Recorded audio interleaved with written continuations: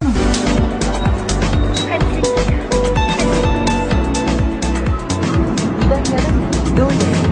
노드역입니다. 내리실 문은 오른쪽입니다.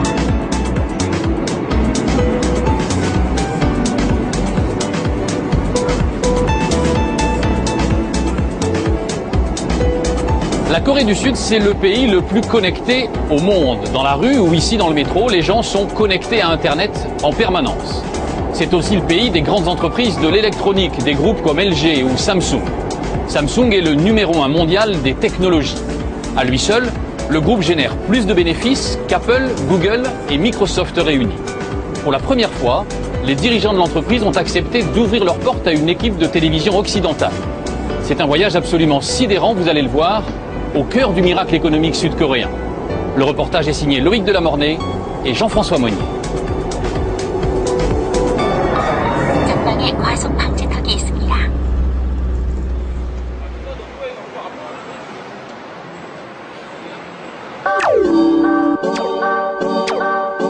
Il était une fois Madame Lee, ménagère coréenne. Comme chaque matin, elle posait cette question: miroir, mon beau miroir, suis-je toujours aussi belle?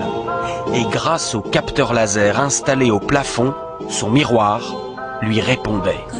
Je recherche vos paramètres santé. Masse graisseuse, 11,5%. Pulsation cardiaque, 90. Température, 36 degrés 9. Mon miroir dit que j'ai une excellente condition physique. Madame Lee doit ensuite préparer le déjeuner et se heurte à une autre interrogation: que manger aujourd'hui? Je présente cette assiette et l'ordinateur reconnaît quel type de viande c'est et me propose une recette. Ce midi, Madame Lee mangera donc du barbecue de porc avec des patates. Problème, l'ordinateur du réfrigérateur indique qu'il ne reste plus assez de pommes de terre dans le bac à légumes. La mère de famille commande immédiatement un nouveau paquet qui lui sera livré. Elle paie en ligne grâce à un système de reconnaissance faciale. En Corée, le miroir de Blanche-Neige a pris un sacré coup de vieux. Et le futur imaginé par Samsung va encore plus loin que le conte de fées. Le monde de Madame Lee sera peuplé de stylets traducteurs pour décrypter un menu au restaurant à l'étranger. De cartes de crédit intelligentes qui regroupent toutes les cartes de paiement. De pare-brise tactiles qui équipent les voitures. Hi. D'écrans souples, faciles à dérouler et incassables. Good job. Ou encore de cet incroyable appareil qui imprime des vidéos sur papier, le Polaroid de demain. Science-fiction. Samsung assure que ces innovations arriveront sur le marché dans 5 ans. Et elle les présente au public dans des maisons du futur étincelantes en plein cœur de Séoul. Ces murs cascades d'eau qui sont en réalité de la vidéo et où s'incruste votre télévision existent déjà. La marque a les moyens de ses ambitions et fait la fierté de toute une nation. Avec Samsung, demain sera coréen. C'est depuis l'enfance que tous les Coréens, mais absolument tous, savent que Samsung est la meilleure entreprise du pays. Pourquoi est-ce que tout le monde rêve d'y entrer? Parce que Samsung est parti de rien, dans un tout petit pays qui est la Corée. Et c'est devenu depuis la première entreprise high-tech du monde. Tous les gens voient dans Samsung le miracle économique coréen. Il a fallu presque 6 mois de négociations pour prendre la direction de Suwon, à 1 heure de route de la capitale. Soudain, surgit un long mur, une enceinte qui court sur des kilomètres et protège une ville dans la ville. Bienvenue à Digital City.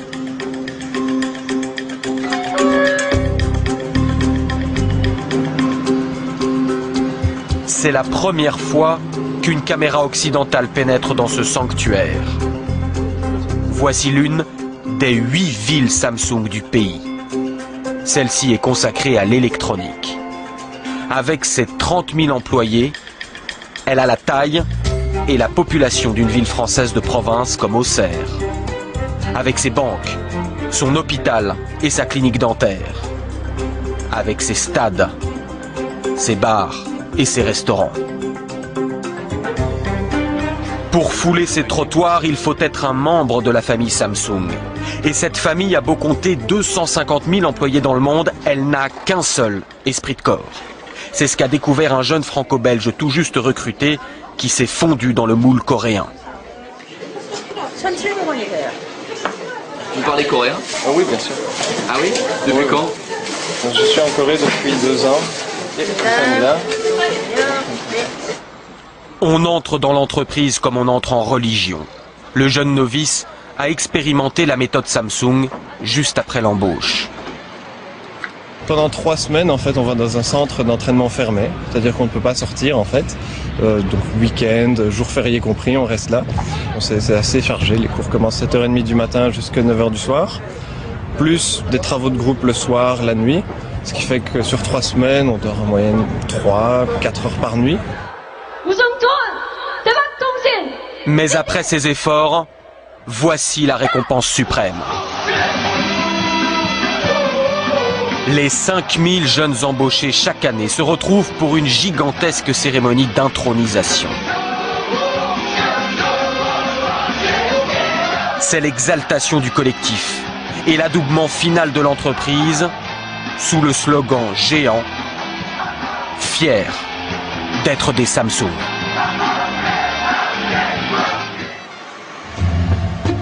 Cette fierté est racontée au cœur de Digital City qui a son propre musée.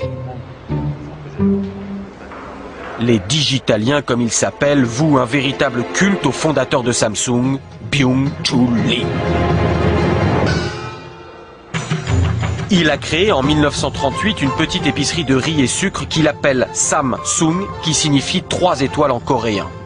3 étoiles pour 3 valeurs fondatrices.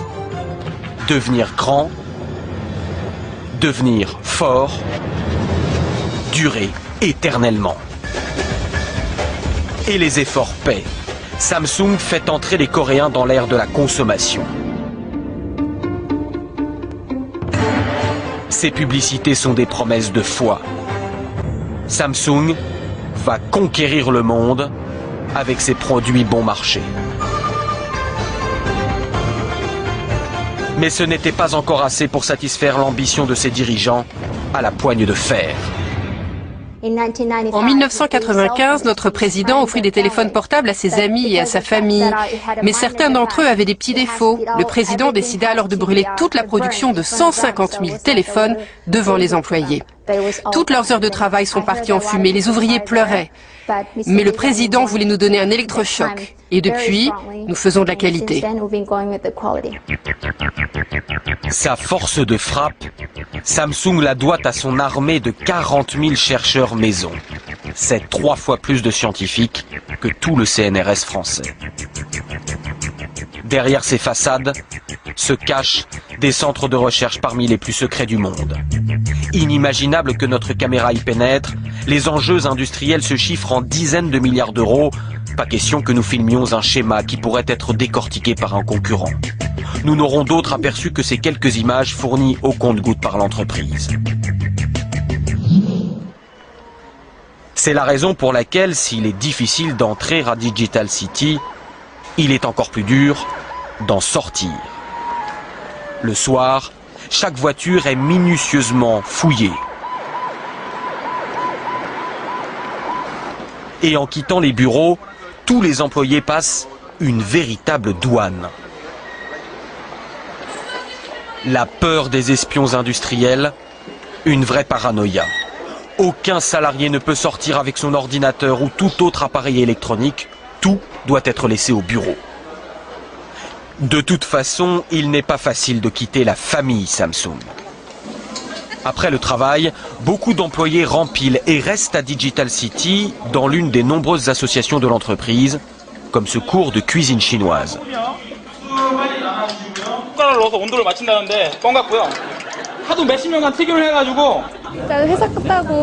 C'est vrai que je pourrais rentrer à la maison et voir un peu plus ma famille. Mais là, ça me permet de rester un peu plus longtemps avec mes collègues. Du matin jusqu'au soir, ces salariés motivés ne se voient pas vivre loin de la sphère de l'entreprise. Je travaille de 9h à 18h. Après, je fais des activités comme ce cours de cuisine. Puis je retourne travailler un peu à mon bureau jusqu'à 21h environ. Après, je rentre chez moi, je retrouve ma femme et mes enfants. Et une fois qu'ils sont couchés, je retravaille pour mon autre association Samsung, un club de construction de robots, jusqu'à 2h du matin. Est-il concevable d'échapper à l'emprise de l'entreprise ? Car quand on travaille et se divertit chez Samsung, il est tout naturel qu'on habite chez Samsung. Voici un complexe Raimian. Un acronyme qui signifie futur, beauté, confort. Ces luxueux lotissements Samsung sont disséminés partout dans le pays. Ils sont ouverts aux salariés du groupe et à tous ceux qui ont les moyens. Les résidents sont choyés, déplacements en véhicules électriques, services à profusion, les enfants ont même leurs propres écoles, construites par Samsung bien sûr. Seul entorse au contrôle de la marque, les professeurs dépendent tout de même de l'éducation nationale.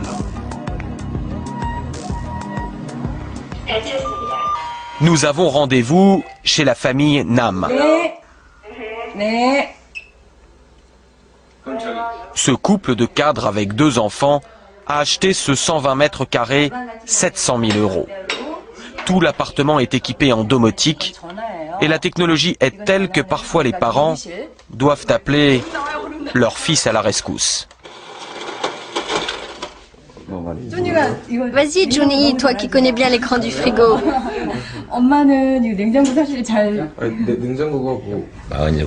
J'ai 47 ans, petit j'habitais dans le coin et c'était complètement sous-développé.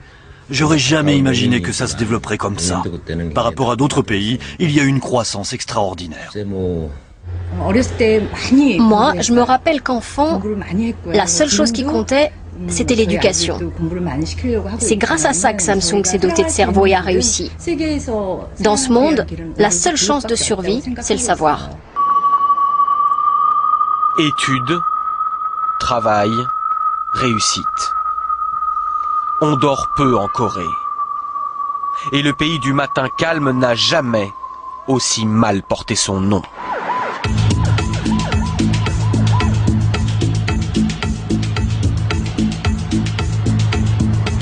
Une nouvelle journée reprend. Séoul s'éveille, vrombissante.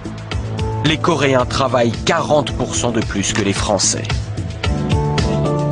Et dans ce Manhattan asiatique, d'autres membres de la famille Samsung sont déjà au travail autour d'un emploi du temps en 4 lettres, SADI, l'université de design de Samsung.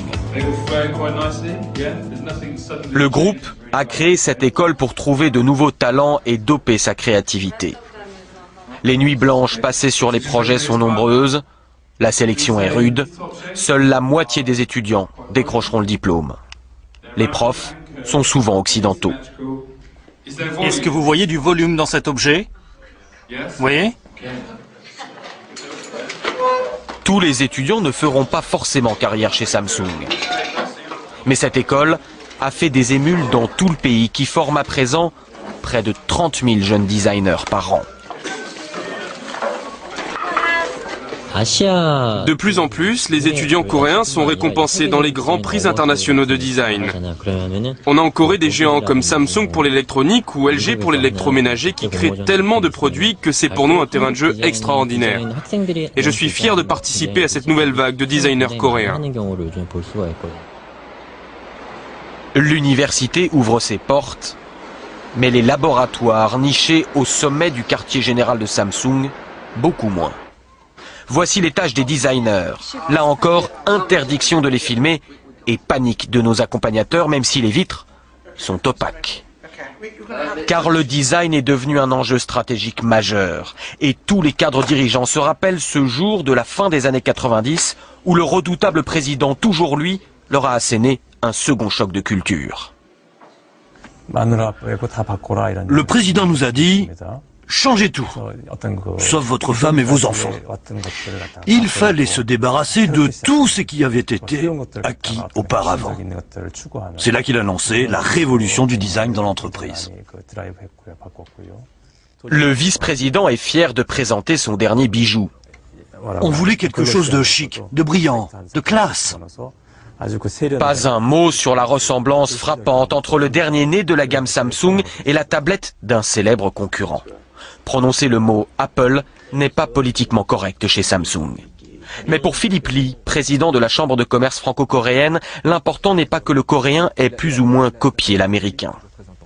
Samsung avait complètement mésestimé l'importance des smartphones. Il y a quelques mois, panique à bord. Donc il a fallu mettre en place un plan de réaction par rapport à ça. Mais le plan, il est sorti au bout de quelques mois. C'est-à-dire que le groupe a été capable, en quelques mois, de concevoir un produit qui n'est pas un produit révolutionnaire, puisque il est très similaire à celui de l'iPhone, mais à développer ce produit et à le commercialiser avec succès et dans le monde entier. Et c'est là l'autre prouesse du groupe. Avoir changé son image, notamment dans les pays occidentaux, grâce à son marketing. Partenariats sportifs dans les plus grands événements, ou encore publicité ciblée avec des stars nationales, comme dans ce spot pour l'Australie, où Samsung s'est offert l'icône du pays, Simon Baker, l'acteur de la série du moment, Le Mentaliste.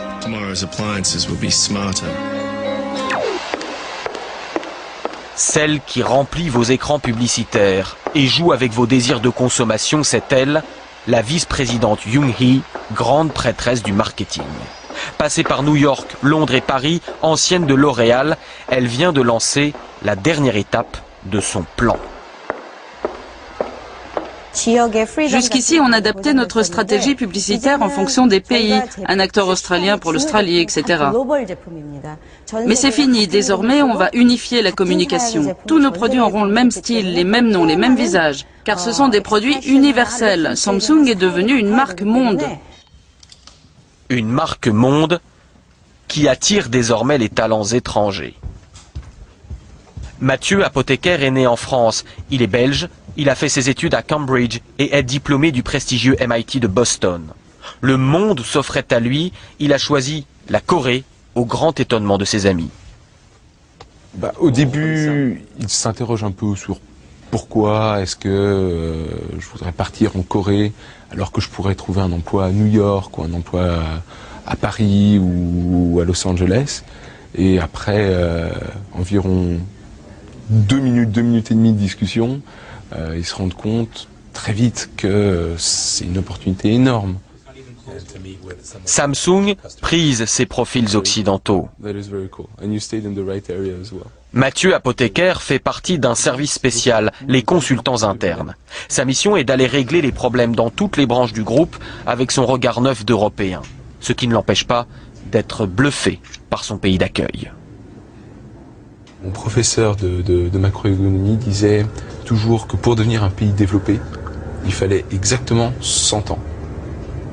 Il y a deux exceptions à la règle, au XXe siècle, la Corée et Israël.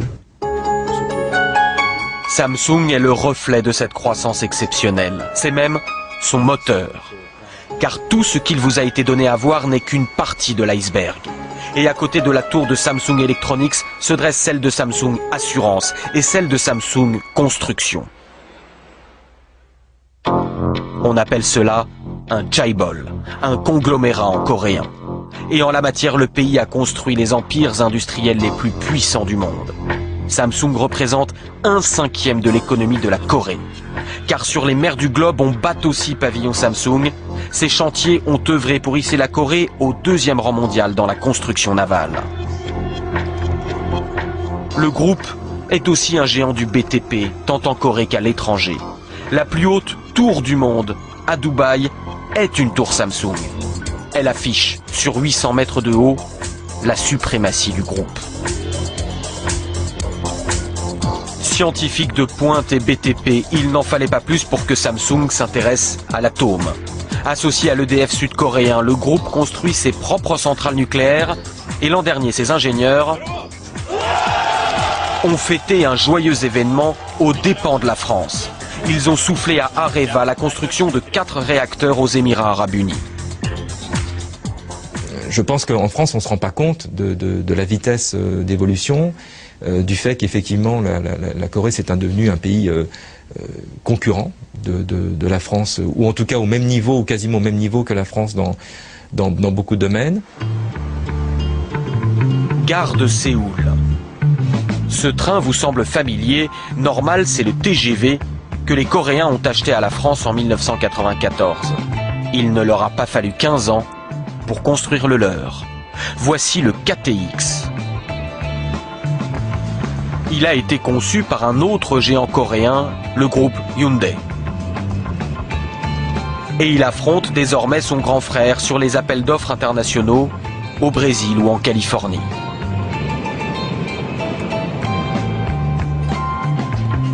Direction le sud du pays. Le voyage de 300 km explique presque tout.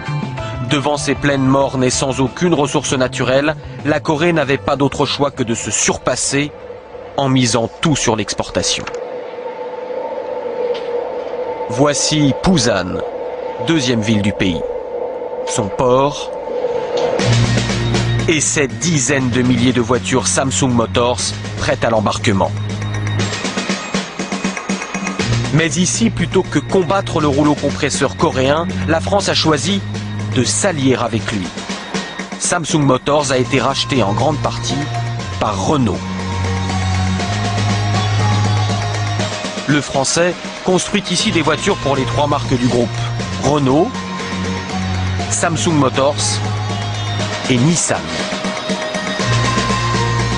Le constructeur dispose même d'un technocentre en Corée, où les prototypes sont conçus et les voitures testées. Après la France et l'Allemagne, la Corée est le 3e marché de Renault. Et désormais, quand la marque aux losanges lance une nouvelle berline, elle ne l'inaugure plus dans son pays natal, mais ici, en Corée. Notre voiture la plus vendue, c'est ce qu'on appelle la SM5. Qui sera commercialisée prochainement sous le nom de Latitude en Europe. Autrefois, on aurait pu dire je conçois la voiture pour les marchés européens, puis après je vois si je peux la vendre dans les autres marchés. Maintenant, on est dans une autre démarche. Quand les volumes sont presque plus importants hors d'Europe qu'en Europe, il faut concevoir la voiture d'abord pour ces marchés-là. Toute la Corée est donc occupée par Samsung. Toute, non. Une petite marque résiste encore et toujours à l'Empire. Et à Séoul, Astérix s'appelle Apple. Plus exactement Frisbee, car la marque à la pomme n'a pas encore suffisamment de poids pour ouvrir ses fameux magasins Apple Store. Ce n'est pas évident pour nous. Les gens ne connaissent pas encore bien la marque. C'est difficile de s'attaquer au marché coréen, mais la curiosité commence à payer. L'État coréen ne fait pas de cadeaux à l'américain. Pour des problèmes de service après-vente, l'un des hauts dirigeants d'Apple a été convoqué pour s'expliquer devant l'Assemblée nationale. Et même si Apple remporte un succès, ce sera quand même une victoire Samsung. Le Coréen est le numéro 1 mondial des semi-conducteurs et sous la coque des iPhones, les composants, et oui, sont des puces Samsung. C'est David contre Goliath. En face, Samsung étale ses Delight Center et autres showrooms ultra-modernes. Sur les écrans des ordinateurs peu de Google, le célèbre moteur de recherche n'occupe que 5% du marché coréen. Ici, on navigue sur Naver ou Dome, considéré comme plus performant. Et avant la création de Facebook, les Coréens avaient déjà leur réseau social, Cyworld. Comme pour avertir l'Occident, qu'il ne s'endorme surtout pas sur ses certitudes, car demain, votre cyberespace pourrait bien être coréen.